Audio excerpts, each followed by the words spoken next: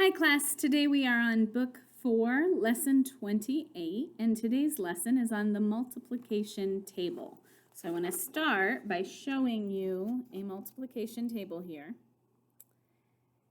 And there is a way that we read the table. So we can use this to answer any multiplication problem from 1 through 12. The table in your book actually includes 0, but we'll talk about that in a minute and I'll tell you why it's not on this multiplication table. So here's what we do. If I wanted to know what is 5 times 6, I would come across the top, I would find my 5, and then I'd go down the side and I'd find my 6, and I have to find where those two intersect. So I could follow the 6 across like that to here and see that I'm coming down from 5, and they intersect right there at 30. 5 times 6 is 30. We use this as needed. Eventually, I do want you to memorize all of your math facts. But in the meantime, before you have them memorized, you can use this to help you answer multiplication problems if you read it like that. Now, I can do the same thing. 5 times 6, I can go down here to 5 and up here to 6 and then find where they intersect and check it out. 30 again. I'll get the same answer. So it does not matter if you put the first number on the top or the first number on the side, you'll get the same answer either way. So if you were here in person with me, I would have you spend about 10 to 15 minutes practicing this skill. So today would be a good day to practice that. You can use the multiplication table that's in your book. It's on page 170, and just come up with multiplication facts and then use the table to actually find the answer. When we get to the lesson practice in a few minutes, if you'd like to use your multiplication table to answer those, great, you can go ahead and do that. If you're one of those that already has all your multiplication facts memorized and it will take longer to use the table, then by all means, just tell me the answer. You don't need to use the table if you already know them, okay? So the other part of today's lesson is we need to add a couple things into our math dictionaries. So these are behind me on the board. The first one should be a review, but this is just what a multiplication equation looks like and what we call these numbers. So it's factor times factor equals product. In this example, 3 is a factor, 5 is a factor, 15 is the product. You need to know these words even more so than like addend plus addend equals sum or the subtraction, because these words are used throughout your math career in assignments, in books, in tests.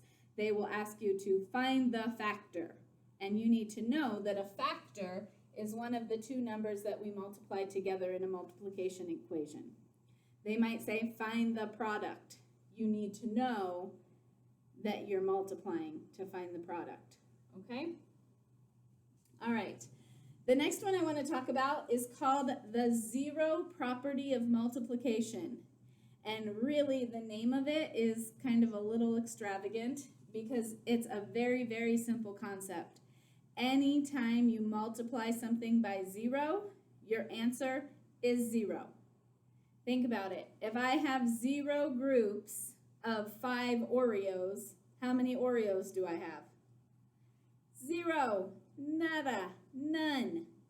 If I have 125 groups of 0 kids, how many kids do I have? None. So anything times 0 equals 0. These are the easiest problems, probably just as easy as the ones that we're going to talk about in a minute. Anything times 0 is 0. So back to my multiplication table. I don't include the zeros on the multiplication table because if I did, we would end up just having a row of zeros here and a row of zeros here, because anything times 0 is 0. Okay. The next one down here is the identity property of multiplication. Let me stand here because I think I'm blocking it over there. The identity property of multiplication is very similar to the zero property in that it says anything times 1 is equal to itself. So think about this word identity. What is your identity? It's who you are. This is my identity. I am me, right? So think about the number 1 as a mirror. If I look in a mirror, what do I see? I see me. If I take a number, let's say 4, and I multiply it times 1, I'm basically showing it a mirror of itself, saying 1 group of 4 is 4. I can multiply 1 times 5,682, and I'm going to get 5,682. Anything times 1 equals itself. And what we call that is the identity property of multiplication. So you guys are going to see these words, the zero property and the identity property. You'll see that in 4th grade a little bit. It's in our book. We will have problems that will ask you about these properties. You're not going to see it a ton in 4th grade. Where you're really going to start to see these is in middle school. Right here in 4th grade, I'm preparing you for middle school. Because once you get into those higher maths, and then in high school, oh my goodness, you're going to be so glad that you learned this back in 4th grade, because you'll see these words everywhere. So we've got the zero property, we've got the identity property, and then this one is all over the place. I spelled it wrong. I'm sorry. I was thinking something else. Commutative. There we go. This one is all over the place in high school. The commutative property of addition, and in this case, it's the commutative property of multiplication. They do the same thing. We only call them 2 different names because of the sign. If this were a plus sign, it would be the commutative property of addition. Since it's a multiplication sign, it's the commutative property of multiplication. Once again, big fancy word. What does it mean? It means we can take the factors and we can flip-flop them and nothing changes. The answer stays the same. So here's your example. 4 times 8, 32. 8 times 4, still 32. Nothing changed. Remember, we've talked about this before with addition. We can do 5 plus 7, and it's going to give us the same answer as 7 plus 5. This helps us with our fact families. We have fact families because this is true, okay? All this is the big fancy math word that tells us a fact of math, okay? Once again, you'll see it a little bit in 4th grade. You'll see it a little bit in 5th grade. You'll probably see it a little bit more in 6th grade. But then you hit 7th, 8th, 9th, 10th, 11th, and 12th, and you're like, commutative, commutative. It's all over the place. So you'll be so thankful that you learned this in 4th grade. All right, I'm going to step out of the way. This would be a good time to pause. Make sure you get these in your math dictionary. And hit play when you're ready to move on.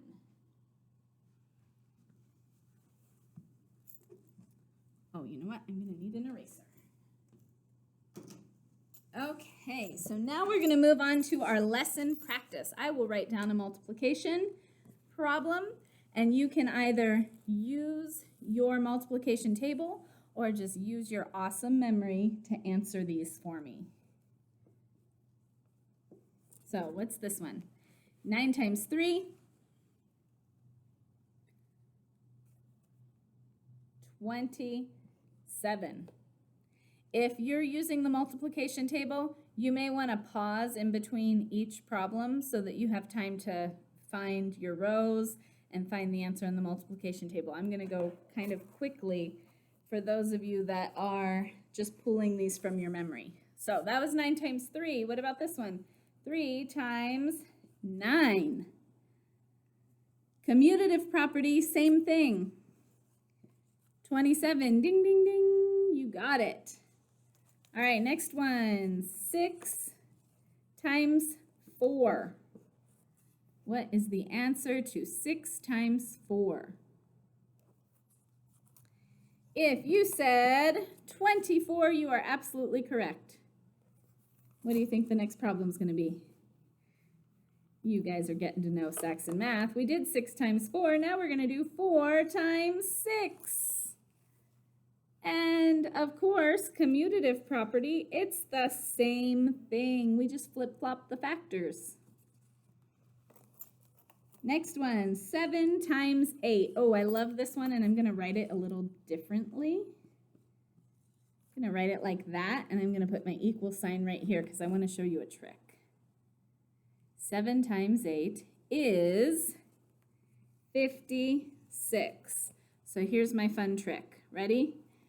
5, 6, 7, 8. 56 equals 7 times 8. And I remember this by saying in my head, 5, 6, 7, 8. Like we're about to do a cheer. So if 7 times 8 is 56, what do you think 8 times 7 is? 56. We got it. We're rocking this. Multiplication is easy. It's fun. It just takes practice. So commit to practicing, and you guys will have these memorized in no time. All right, next one. 5 times 8. What do we have? 40. And the book, of course, is going to flip-flop it and say, well then, what is 8 times 5? And if you said 40, you would be correct. Good job using that commutative property of multiplication. Next one. This one's always fun. Most kids come to me knowing this. 10 times 10 is 100. Feel like I'm hosting a game show here. Can I flip-flop this one? I could, but it'd be the same, 10 times 10. 10 times 8.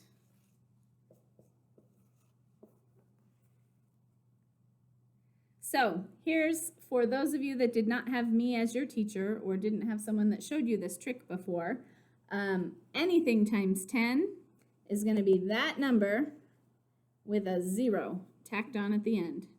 Nice little trick there. You don't really even have to think about it. You go, oh, 8, 0, 80. And then we flip-flop it, and it's the same thing.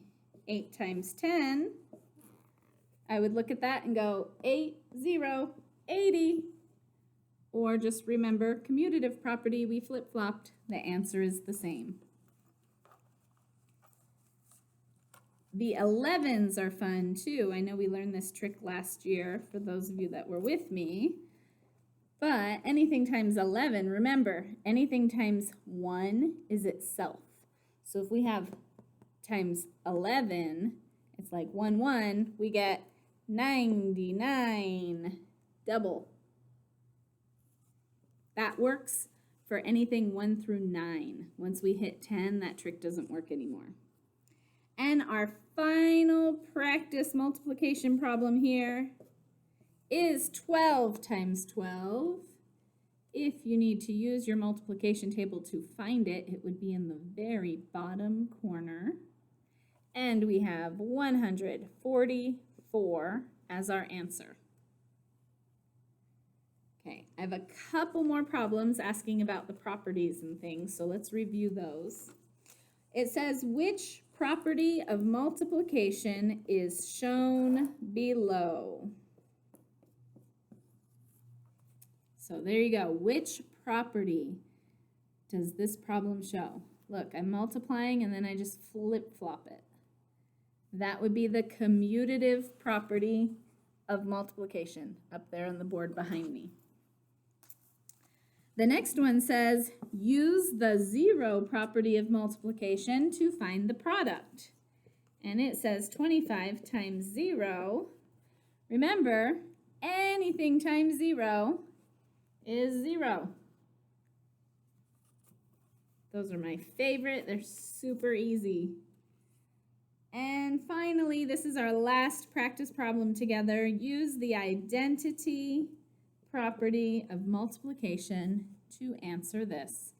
Remember the rule, anything times 1 is itself. It's looking in a mirror, so we get 25. All right, ladies and gentlemen, like I said, make sure you practice your multiplication problems. The sooner you have these quick in your head, the easier it is. Great practice is to have a blank multiplication table, like this one was blank before I filled it in, and just start writing the answers. If you are in my class in person, we'll be doing this come January, and we try to get our time. We start at 8 minutes and then go down to 7, 6, 5. By the time we leave in May, the goal is to be at 4 minutes. And I can do this as a math teacher of 12 years. I can only do it in about 3. So if you can get down to 4 minutes, you are pretty darn quick and pretty impressive with your multiplication table. Hope you have a great day. Your written practice starts on page 172, and I will see you again soon.